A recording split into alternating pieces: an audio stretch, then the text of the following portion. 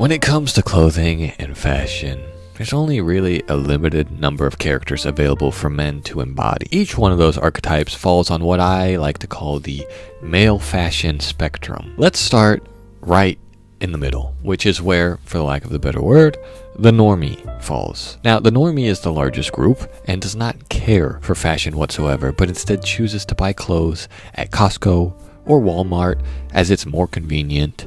Most likely owns a pair of Hey Dudes, can either work a corporate job or a blue-collar job, which the blue-collar job comes in later on another category, but this person pays taxes.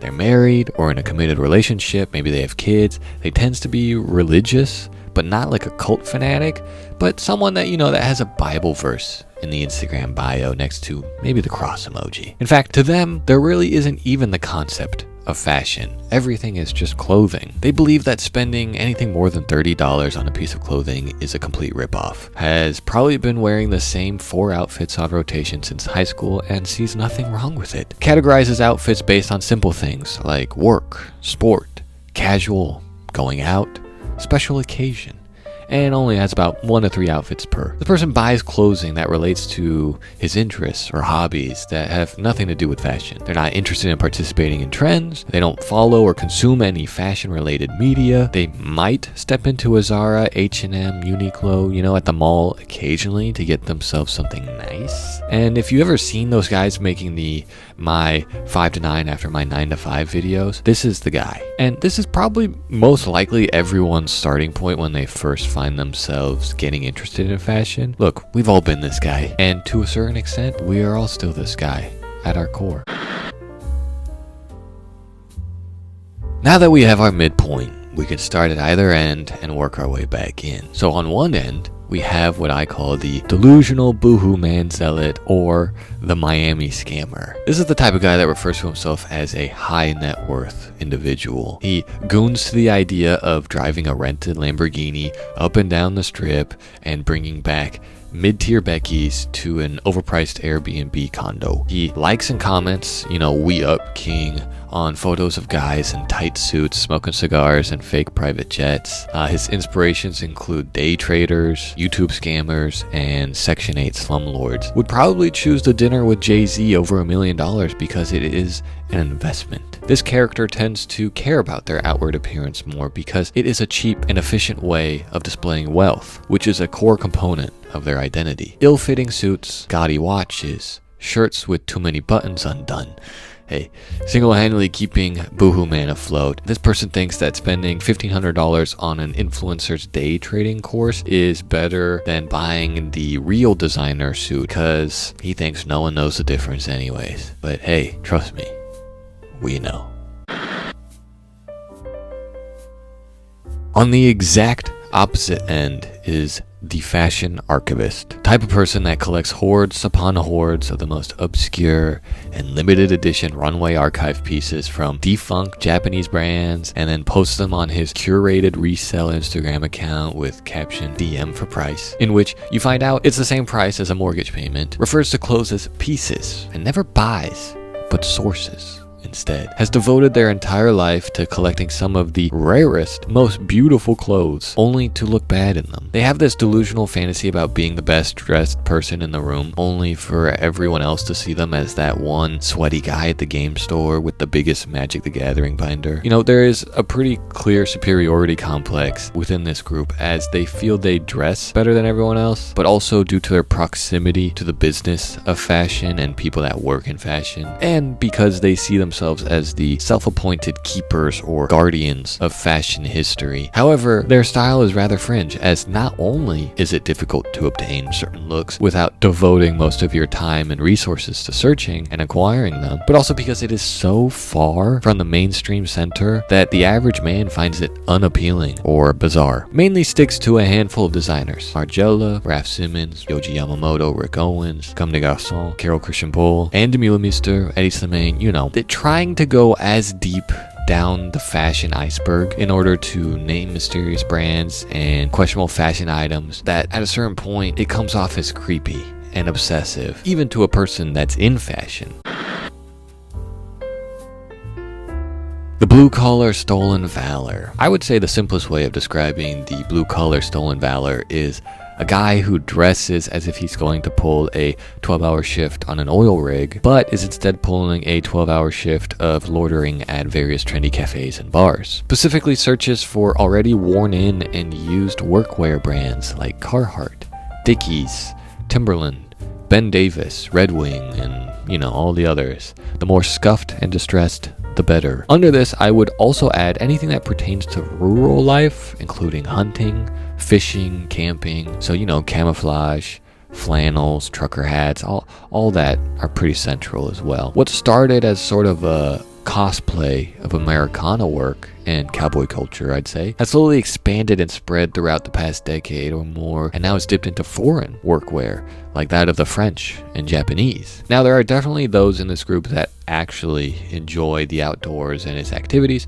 and so they dress in this way because they just have the clothes, and that's what they wear. But a good amount of them simply enjoy the macho aesthetic that it gives off. I would say that this category is definitely probably one of the first starting points beyond the regular normie when you start thinking about how you dress and the clothes that you wear. Probably start looking into workwear, and it's a big thing in fashion right now. They definitely are using this to cater to guys that maybe are not that kind of adventurous with their clothing choices, and they stick to things that are easy to wear. Jackets, hoodies, solid jeans, boots, something that makes you feel like you're wearing something nice, but without having your nipples out, Anyways, I would also add into this category the actual stolen valor, which is unfortunately a category that I dip into quite often. In fact, it got to a point where I had to unfortunately sell a bag and a pair of pants because they were drawing too much unwanted attention. I was getting too many "thank you for your service" and guys grilling me on proper uniform etiquette, so they had to go. This is in fact very similar to the blue-collar stolen valor, except that its main focus is military equipment. See, these people most likely also exist on another kind of spectrum. They enjoy form and function, the ability to carry a lot of things in multiple deep pockets or compartments in a bag. Usually shops at a military outlet store because not only is it cheaper, but the quality tends to be decent for the price. Some are collectors and will search for rare historical military items that were discontinued or experimental, and others just happen to enjoy thermal shirts and cargo pants. Their style is somewhat fringe, as the heavy military influence tends to concern the normies, especially in crowded spaces like school campuses or concert venues.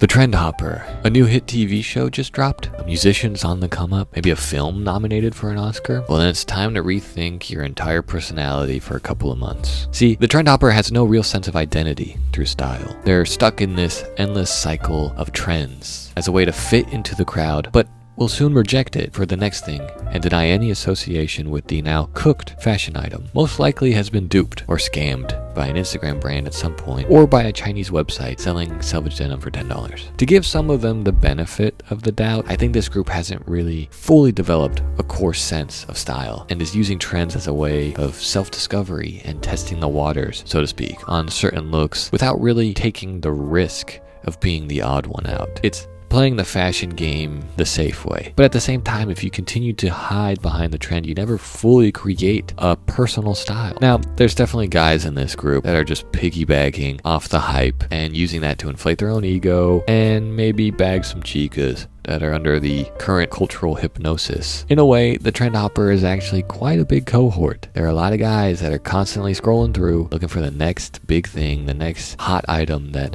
what are we wearing, guys? What's next? And you know what? Hey, if you want to get stuck in that cycle, that's up to you, but true freedom is on the other side, my guys.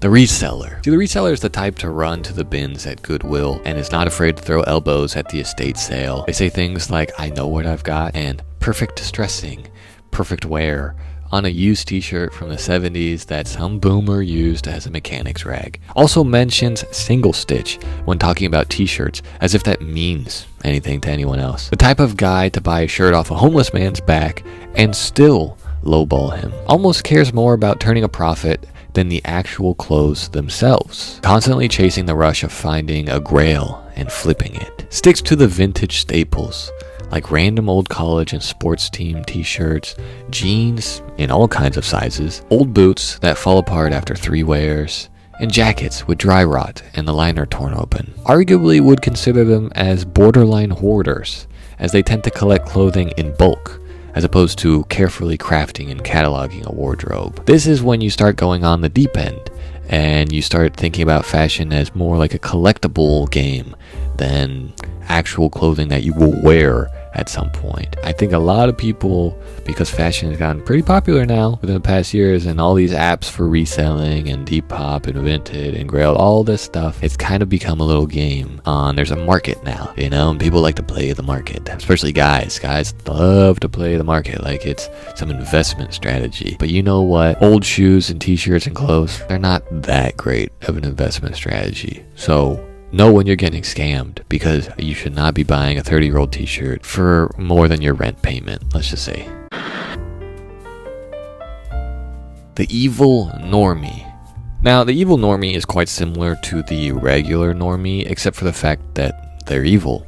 They both have corporate jobs, except the evil normie got his through nepotism, and it usually involves some kind of exploitation. Private equity, military contract work, tech data extraction, AI replacement, anything that directly causes the misery and suffering of someone else. Usually comes from an upper middle class background, maybe rich, most likely was in a high-ranking fraternity in college. During this time he wore khakis and sports jackets, you know, golf polo shirts, boat shoes with no socks, and now they've transitioned into quarter zips and Lululemon Aloe Yoga workout sets. Anything with a little status boost over what the regular normie buys, but not that expressive or creative in any way. Casually throws around slurs with his buddies at the bar with no fear of consequences. Loves to threaten or to sue or call the police, as they usually have a contact in either or both. Have a false superiority complex over everyone else because they have an Equinox membership and they spend hundreds of dollars on tights that go for $15 wholesale on Bella Canvas. They're one of the archetypes that weaponizes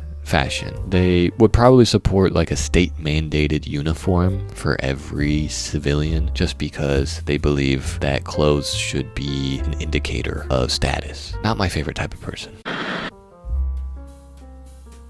The fashion jester. The ultimate performer of fashion always seems to be at the events, yet unsure of what they really do or how they afford their life. Crashes on his friend's couch who lives in New York City so that he can attend Fashion Week, which according to him is just standing outside of events, chain smoking and saying, "I'll see you inside," to everyone who passes by. Desperately wants to appear a part of the cool kids club, but to him, dressing like the cool fashion guy and being seen around certain people at certain events is more important than the actual fashion or event itself. Knows everyone simply by being everywhere. Probably has a photo of him lying on the floor or slouching in a chair wearing a pair of tight jeans and Wyatt boots. Sometimes they can be kind-hearted and sometimes they're demonic. They simply want to feel a part of the action. And you know what? I can't really blame them. I've been that guy too. Sometimes you show up and you're just hanging out just because you want to be there and catch the vibes and feel like you're in the world of fashion. But in reality, you're kind of on the fringe of it and no one really knows what you're doing there. But you know what? I'll tell you something. When you go to a party at these fashion things, you'll probably see that like a good 80% of the population there, they're all jesters. We're all jesters at the end of the day. So don't worry about it. Have fun. Just don't bite someone else's style. That's it. The brand will only step out the door in a head-to-toe, easily recognizable fit. The utmost importance to him is that when it comes to fashion, having the brand name plastered somewhere everyone can see so that they know how much you spent on their clothes. Doesn't really try or care to make a cohesive fit, but rather equips as many high-tier items as they can. Assumes that because they are wearing designer or expensive clothing, that it automatically makes them stylish or tapped in. This character is already on the path to, or about to begin, the journey of evolving into the Miami scammer, as buying expensive designer clothing requires a lot of money. And what better way to get that money than to scam it from random normies on the internet? Some of these people, I'd like to say, include motivational speakers, course sellers, maybe pickup artists, anyone that's kind of lame but has access to a lot of money so that they can buy anything that's brand new or hip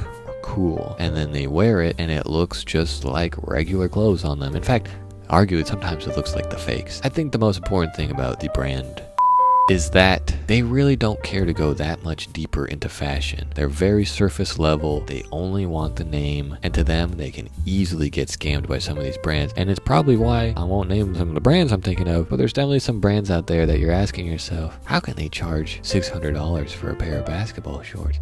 Well, that's because someone out there is paying for it because they don't know any better.